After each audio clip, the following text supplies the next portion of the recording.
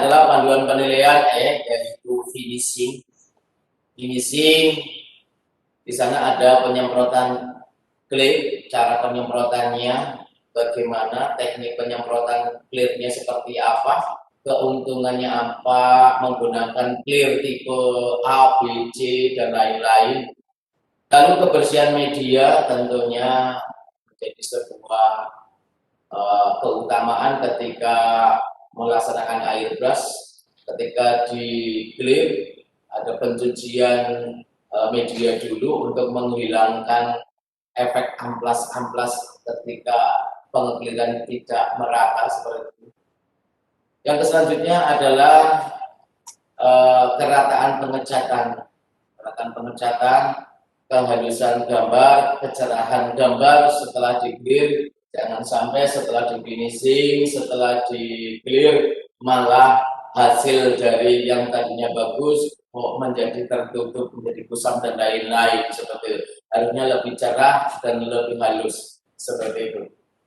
Yang selanjutnya adalah pemakaian cairan pasta untuk melindungi airbrush saat perawatan. Untuk perawatan mungkin semua bisa menjelaskan bagaimana dengan cara merawat airbrush ketika menggunakan cairan pasta yang sesuai dengan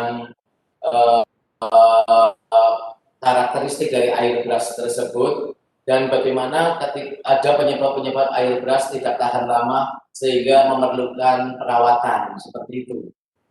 Mungkin juga perlu penjelasan cuaca yang menyebabkan airbrush cepat kusam atau menjadi tidak tahan lama atau menjadi rusak seperti itu.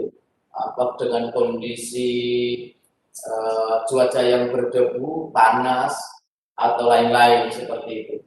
Yang selanjutnya adalah panjenengan semua bisa menjelaskan cara merawat airbrush tentunya dengan komponen-komponen tadi di atas. Terus merawat tentunya finishing tentunya akan mempertahankan kecerahan gambar. Kecerahan gambar tentunya bisa dijelaskan bagaimana dengan pengeliran dan lain-lain seperti itu. Yang selanjutnya, panduan penilaian selanjutnya yaitu misalnya adalah pengumpulan tugas akhir mempunyai bobot 30% sendiri, karena di sini adalah fokus, karena hasil dari pembelajaran daring itu adalah tugas, karena kita juga tugasnya memang dengan daring juga, maka kita membutuhkan video. Ya. Hasil pengumpulan tugas akhir yang pertama adalah pengumpulan video dengan durasi maksimal 15 menit, seperti itu ya. Yang selanjutnya adalah video terlihat jelas, suaranya pun jelas, tidak terputus-putus, tidak terbata-bata dan lain-lain. Kalau nanti bisa ada editing dan lain-lain untuk bisa memperjelas suaranya, seperti itu Pak Iwan ya. Dan yang selanjutnya adalah tampilan video menarik, artinya video itu dibikin semenarik mungkin dengan kondisi lingkungan yang nyaman, dengan suara yang indah dan lain-lain. Selanjutnya adalah penjelasan saat menjelaskan di video untuk bagaimana dari persiapan, pengecatan dan lain-lain itu dengan urutan teknis yang baik seperti itu, dengan kalimat yang sopan juga seperti itu. Yang selanjutnya adalah kekompakan tim peserta. Di video terlihat bahwa tim panjenengan semua terlihat kompak, bekerja dengan baik, ada kombinasi sistem kerja seperti itu dan lain-lain, dan ada kerja tim dan lain-lain seperti itu. Silakan bisa menshot bagaimana perkembangan tim panjenengan. Yang selanjutnya adalah laporan tugas akhir. Pembuatan laporan tugas akhir dikumpulkan dalam bentuk format PDF, maksimal 30 halaman, sudah termasuk lampiran foto-foto kegiatan. yang mana lampiran foto kegiatan mohon bisa disertakan atau diformat di fotonya ada tanggal, bulan, tahun, bisa ya seperti itu ya Pak ya. Jadi mohon untuk lampiran foto-fotonya nanti bisa di setting di kamera tanggal, bulan, dan tahun seperti itu. Jadi ketika dilampirkan di situ muncul foto ini, kegiatan ini, tanggal berapa, bulan apa, tahun berapa seperti itu. Yang selanjutnya bahwa laporan disusun sesuai dengan sistematika penulisan laporan dengan on areal ukuran 12 seperti itu. Yang selanjutnya adalah perhitungan skor tadi bahwa di sana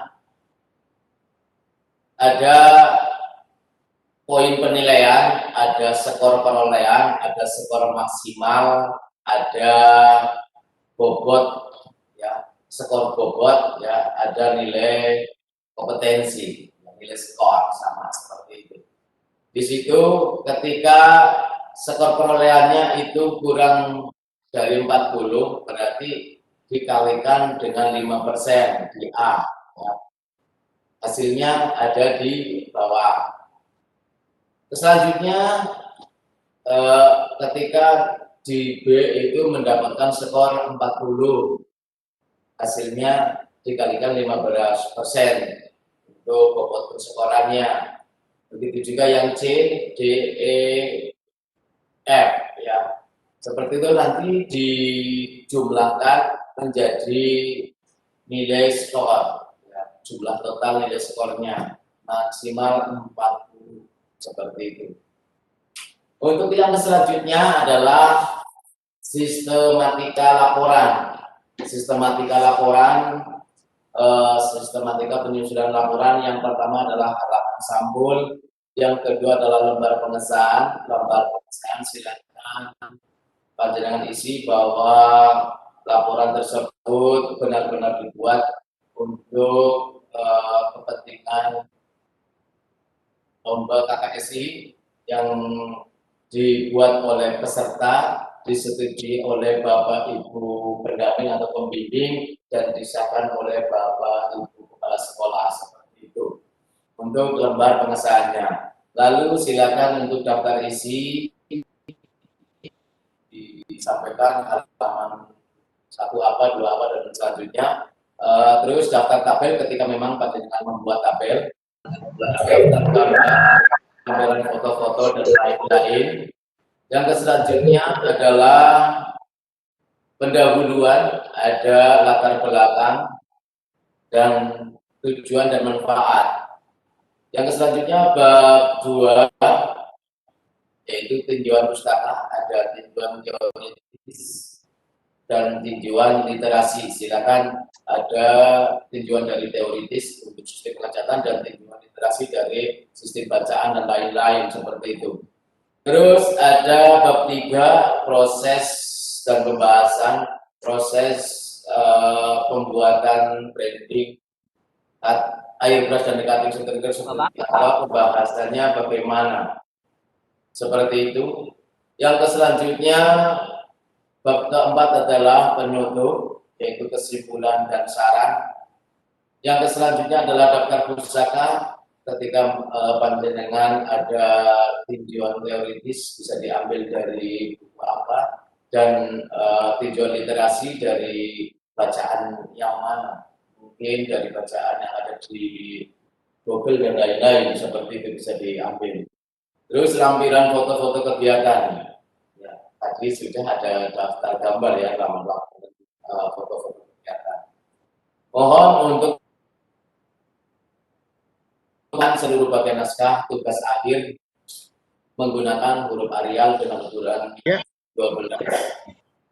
Ukuran kertas A4 untuk halaman silakan tepi atas 3 cm, tepi kiri 4 cm, tepi bawah 3 cm, tepi kanan 4 cm, atau 4, 3, 3, seperti itu. mohon dikumpulkan dalam bentuk format PDF. Dan selanjutnya bahwa juri kita adalah yang pertama Bapak Joni Ilmawan dari PT Divan Prima Pain. Yang kedua Mas Yoga Satria dari PT Astra Daihatsu Motor Jakarta.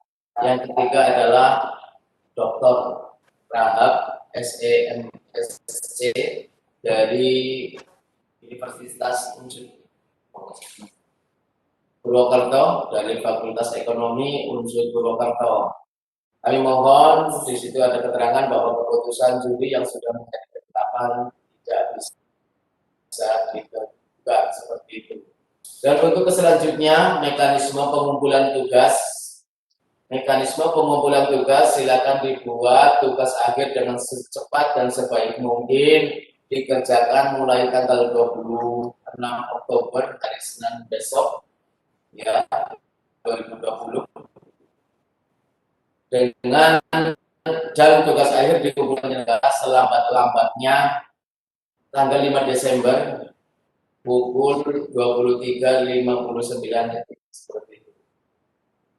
Yang selanjutnya tugas akhir yang dikumpulkan yaitu A berupa video berdurasi 15 menit dari awal sampai akhir proses pembuatan air beras dan cutting stiker, branding air beras dan cutting stiker. Yang selanjutnya adalah laporan tugas akhir maksimal 30 halaman, sudah termasuk lampiran foto-foto kegiatan, dibuat menggunakan format PDF. Dan tugas akhir dikumpulkan melalui link http bit.ly tugas akhir tugas air beras dan tugas air beras and cutting sticker seperti itu. Nanti bisa di link seperti itu. Untuk proses pengumpulannya nanti akan disampaikan juga oleh Bapak Iwan bagaimana prosesnya seperti itu. Dan bagi Bapak Ibu peserta terbaik untuk menjadi startup terbaik, bahwa kita di sini mengetahui bahwa lomba KKSI di sini itu untuk membekali siswa SMK supaya kreatif untuk menjadi kreatif dan inovatif. Dan ketika lomba ini nanti berjalan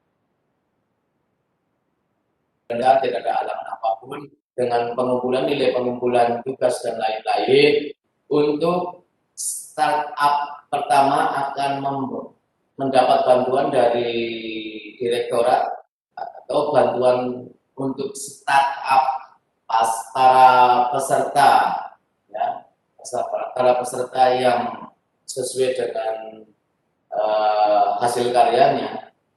Startup terbaik 1 akan mendapat bantuan startup dari direktorat sebesar 3 juta rupiah seperti itu Pak Iwan ya. Dan untuk startup terbaik 2 akan mendapat bantuan startup dari direktorat sebesar 2.750.000 rupiah. Dan untuk startup terbaik 3 itu akan mendapat bantuan untuk startup dari direktorat sebesar 2.500.000 rupiah. Dan untuk startup terbaik harapan 1 itu akan mendapat bantuan untuk startup sebesar 2.250.000 rupiah. Untuk yang selanjutnya, untuk startup terbaik harapan 2 akan mendapat bantuan untuk startup dari direktorat sebesar 2 juta rupiah. Dan untuk startup terbaik harapan 3 akan mendapatkan bantuan untuk startup dari direktorat sebesar 1.500.000 rupiah seperti itu. Dan apabila kami dalam penyelenggaraan KKSI ini 2020 dengan tema branding air, beras, dan cutting stiker.